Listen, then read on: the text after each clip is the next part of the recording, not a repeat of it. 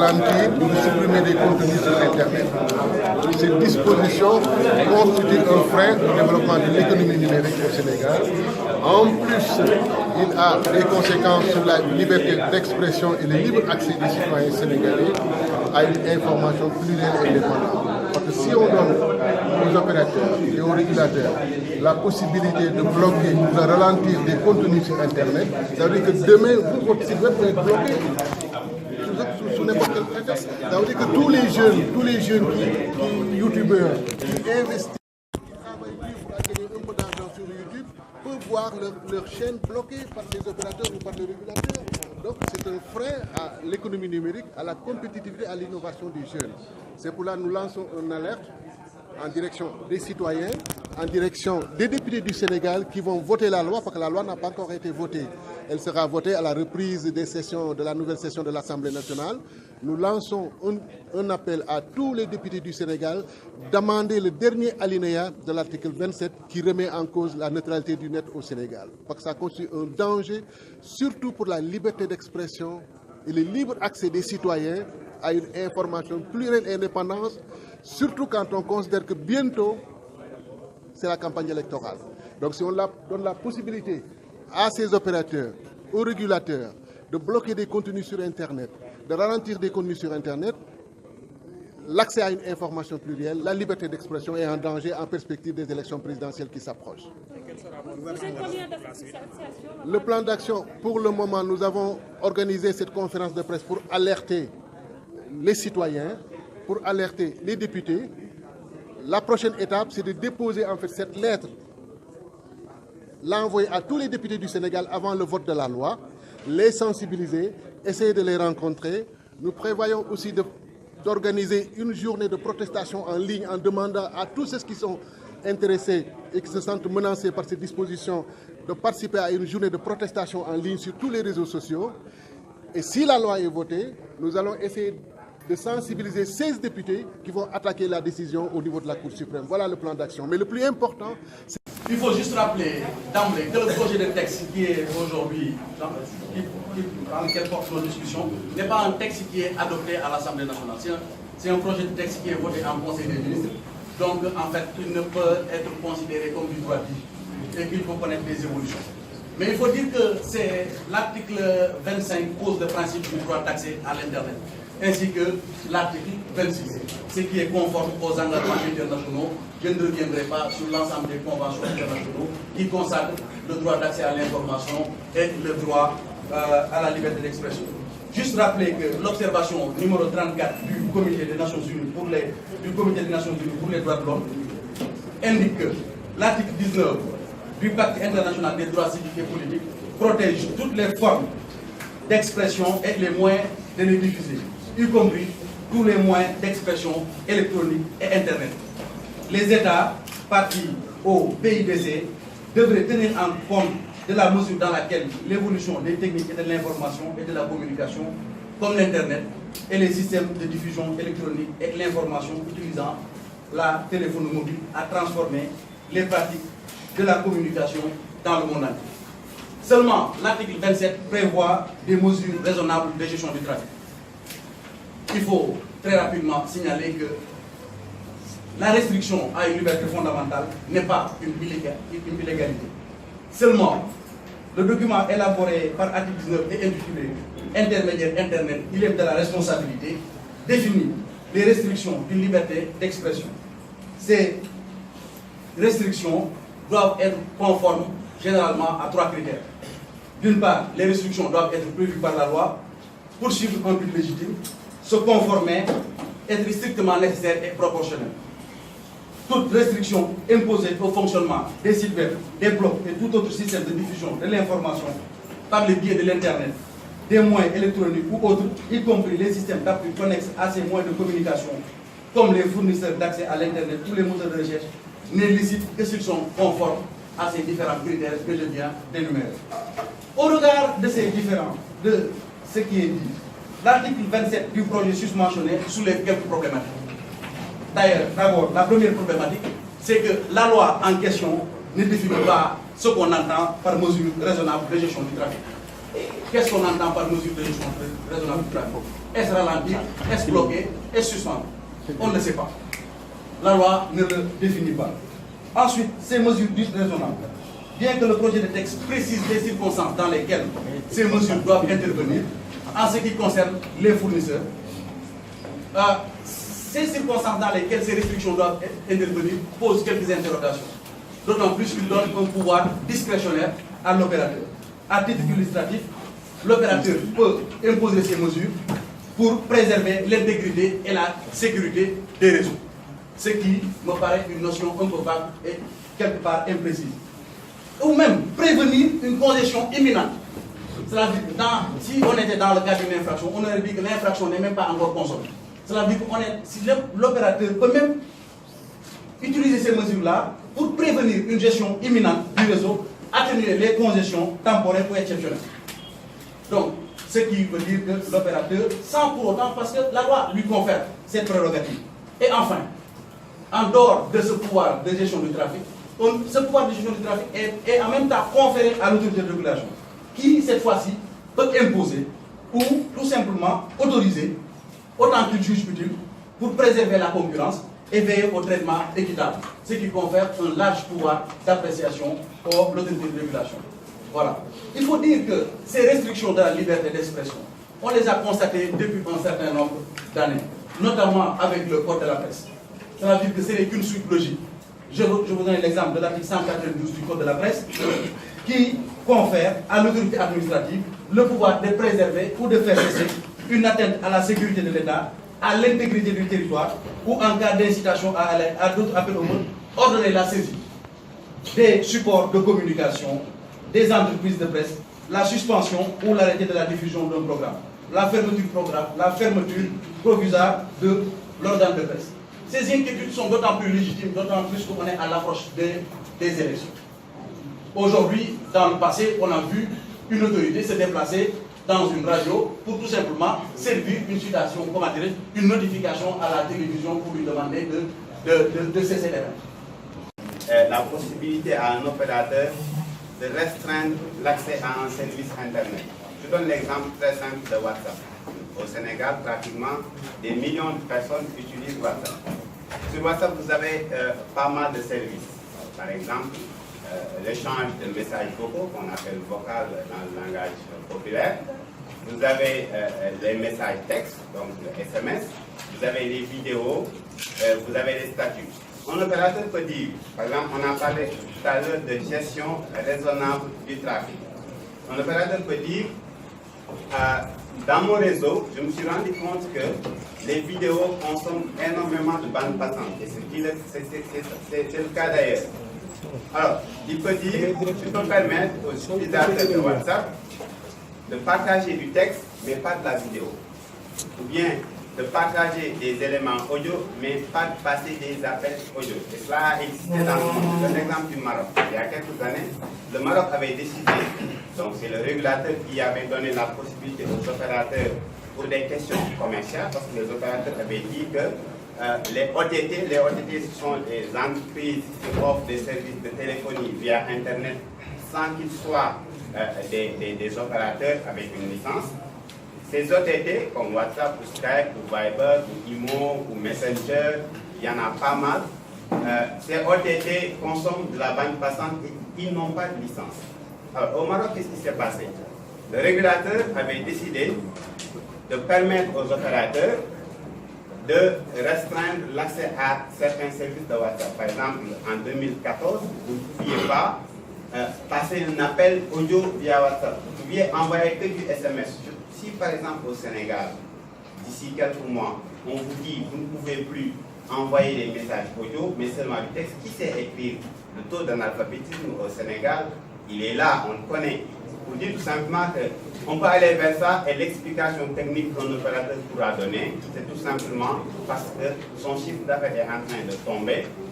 Par exemple, nous avons tous des parents à l'étranger. Si on regarde un peu, ça fait pratiquement quelques années qu'on ne reçoit plus des appels normaux via le téléphone. Les appels passent par les OTT. On a connu Skype et Viber. Après, on a WhatsApp aujourd'hui.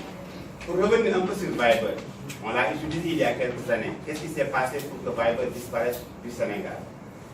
Quand vous envoyez une image, votre correspondant, il peut rester 2 jours pour pouvoir télécharger et regarder cette photo.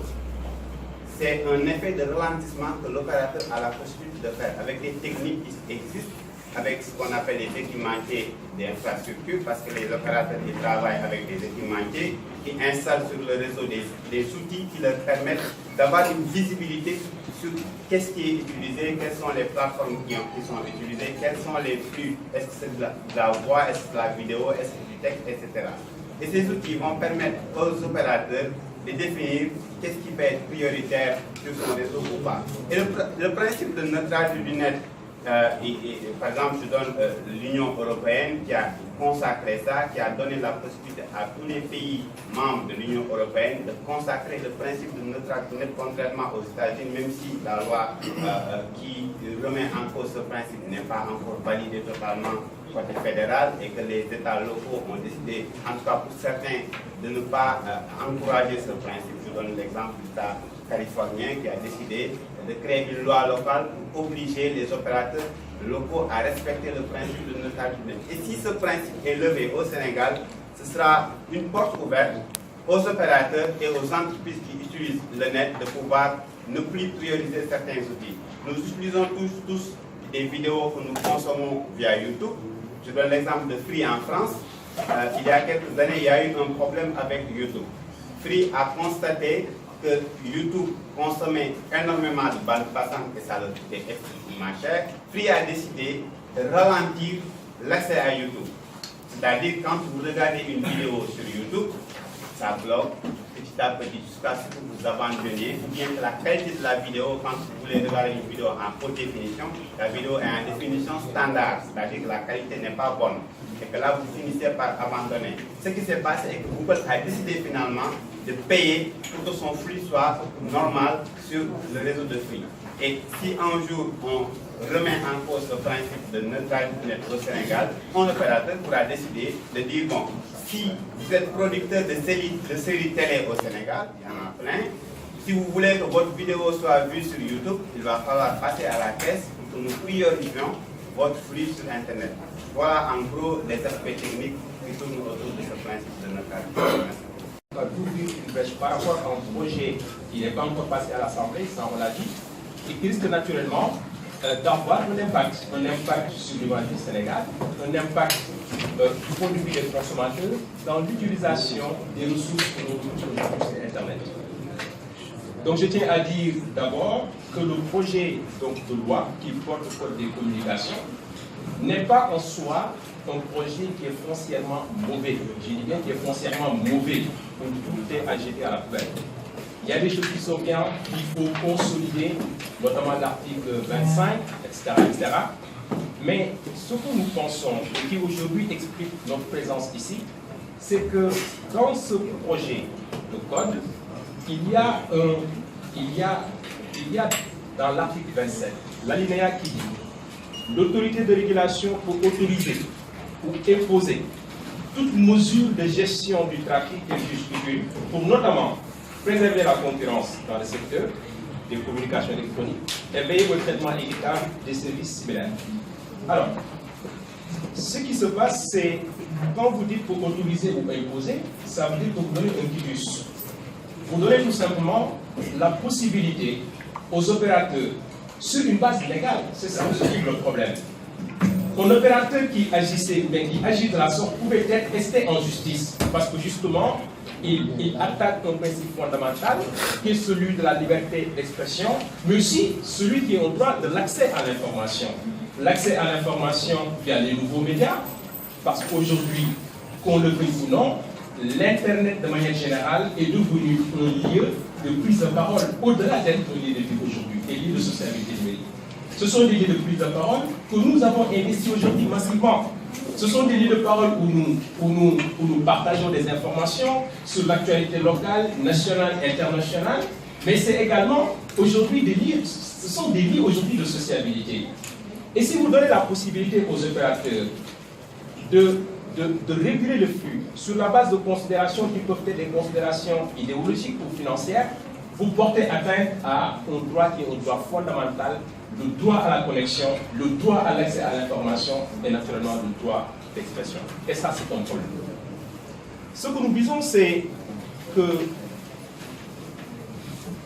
la neutralité de l'Internet veut que tous les citoyens, quelles que soient leurs origines, quelle que soit leur race, quelle que soit leur posture, leur position sociale, puissent disposer des mêmes droits que n'importe quel autre citoyen. Cela veut dire quoi? Cela veut dire que si la neutralité du net est affectée dans son principe, on peut, comme on le constate aujourd'hui dans la vie quotidienne, être dans des logiques de discrimination qui clairement vont avoir comme sort, ou bien vont avoir comme conséquence de l'injustice dans la société. Je reste dans la parabole de la neutralité. Assurer le trafic, je reste sur la parabole du trafic. Un agent de circulation qui est là, qui assure le trafic, qu'est-ce qu'il fait? Il fait en sorte qu'effectivement, que tout le monde puisse circuler librement, tout en ne tenant pas compte d'un certain nombre de considérations qui ne reposent pas sur des considérations objectives. Ce que je veux dire par là, c'est quoi?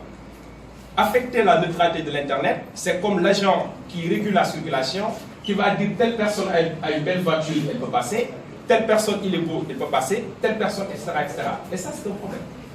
C'est un problème. Le débat sur la régulation ne date pas d'aujourd'hui en réalité. Déjà en 2005 aux États-Unis, il y a eu ce que certainement, ce que vous avez entendu, l'affaire Madison. L'affaire Madison River, c'est quoi? C'est tout simplement en 2005 déjà, j'ai dit en 2005, un opérateur aux États-Unis qui avait décidé de bloquer l'accès à un citoyen américain à Caroline du Nord qui utilisait un peu les services de VoIP parce que justement ça affectait le réseau normal de téléphonie classique, traditionnel. Cet opérateur a été condamné à payer 15 000 euros d'amende et de revenir aux fondamentaux justement de la neutralité de l'Internet. Ça veut dire quoi? Ça veut dire que vous ne pouvez pas, sur des considérations économiques, sur des considérations commerciales, mais dire qu'on va favoriser tel flux sur tel autre flux. Et ça, c'est un problème. On se souvient aussi de l'affaire Comcast, toujours aux États-Unis, où clairement un opérateur avait décidé de bloquer un logiciel, les logiciels P2P, n'est-ce pas, de pair à pair, qui permettaient de télécharger du contenu, sur le fait qu'effectivement, ben, ça encourageait les gens à télécharger du contenu sur d'autres plateformes qu'ils consultaient, au détriment, et c'est là où ici ça pose problème, au détriment des plateformes dont disposait Comcast qui proposaient des plateformes de vidéo. Concrètement, ça veut dire quoi? Ça veut dire que si jamais Orange Sénégal, parce que sous d'autres sites ça existe, décide d'être également dans le contenu, donc proposer du contenu en ligne, il peut sur la base de ses considérations commerciales décider de ralentir le trafic sur YouTube, de ralentir le trafic sur un certain nombre de plateformes pour prioriser justement les contenus qu'il propose en ligne. Et ça, c'est un problème. Au titre de la neutralité de l'Internet, il y a ce qu'on appelle le principe d'universalité, il y a ce qu'on appelle également le principe de séparation. Et ce principe de séparation veut que justement, sur la base de ces considérations, vous n'entraviez pas l'accès à... Cet alinéa de l'article 27, si elle passe, en fait, ce sera juste la porte ouverte. On n'aura plus besoin de mettre cette interdiction. Là, d'accord, Il suffira juste d'appuyer sur un bouton et ce sera effectif. On l'a vécu avec le soir de la libération de Karim Wade. On s'est retrouvé sans Internet toute une nuit. Le lendemain, aucun communiqué, ni de l'ARTP, ni des opérateurs, ni personne pour nous expliquer ce qui s'est passé. Au moins pour nous donner un semblant d'explication. J'aurais accepté qu'on me dise qu'il y a une souris qui a grignoté un câble, ok, mais on n'a même pas eu droit à ça. Cela veut dire, pour juste faire un parallèle avec ce qui se passe ailleurs en Afrique, sur lequel mon organisation travaille, on remarque qu'en Tanzanie aujourd'hui, il faut un blogueur devra payer $900 par an pour avoir le droit de tenir son blog. En Ouganda, en Zambie, ils ont voté une loi qui oblige les utilisateurs à payer une taxe pour utiliser les services OTT, les over the top, comme WhatsApp, comme Messenger. le Bénin est sur le pas de le faire, en essayant de jouer à une gymnastique rhétorique en fait. Mais Ils vont faire la même chose. Ces lois qui disent qu'ils taxent les over the top, c'est bien beau, mais ce qu'ils ne disent pas, c'est que ces lois-là visent en réalité les réseaux sociaux. Pour une raison très simple, c'est que presque tous les réseaux sociaux aujourd'hui permettent d'envoyer des messages. La plupart commencent à permettre d'envoyer des appels ou en tout cas des sons de l'audio. Et ils vont tous y aller. Cela veut dire que sous l'idée de réguler les over the top, on va également réguler le trafic sur les réseaux sociaux, donc la liberté de s'exprimer des citoyens. en Égypte, Ils sont même allés plus loin. Aujourd'hui, un compte Twitter qui atteint 5000 followers en Égypte est considéré comme un média et devra subir la loi que subisse un journal, par exemple, qui est vendu à 1 million d'exemplaires. Il faut savoir que si on regarde dans le top 10 des comptes africains, les plus suivis, 6 ou 7 sont des Égyptiens à plus d'1 million de followers. Toutes ces mesures qui sont en train d'être faites un peu partout en Afrique sont, d'après moi, dans la même lignée que cet alinéa-là, qui vise tout simplement à réguler et à empêcher que le citoyen ne puisse exprimer toute sa citoyenneté et ne puisse utiliser les moyens dont il dispose pour s'exprimer. Si on regarde dernièrement tout ce qui s'est passé au Sénégal, il y a eu combien de choses qui sont arrivées, combien d'abus de nos agents publics, que ce soit des forces de l'ordre ou pas, qui ont été dénoncés à travers les réseaux sociaux et qui ont obligé l'autorité à réagir, ce qu'elle n'aurait pas fait s'il n'y avait pas eu tout ce tollé sur les réseaux sociaux. Cela montre le pouvoir que cela a pour permettre à chaque citoyen d'exprimer sa citoyenneté là où il n'avait pas la possibilité avant. Donc, aujourd'hui, il faut au moins, nous espérons les députés, au moins qu'ils amendent cette loi-là, en l'amendant, en fixant clairement ce qu'ils appellent les mesures de gestion du trafic, en listant les types de mesures, au moins, et tout au plus, carrément à retirer cet alinéa-là. Je vous remercie. Quand on parle de blog, les gens pensent souvent à créer un blog avec un lien, mais aujourd'hui, même le mur Facebook est une sorte de blog. En fait. Donc, aujourd'hui, cette journée, en fait, tombe à point nommé. Le choix de la date n'a pas. Je veux dire, ce n'est pas un hasard. Pour dire qu'en fait, pour continuer dans cette lancée, aujourd'hui, je vais donner un exemple très simple. On est avant 2012, le ministre de l'Intérieur avait émis la possibilité de mettre dans le code électoral, par exemple, l'interdiction de publication des résultats par les médias et Internet.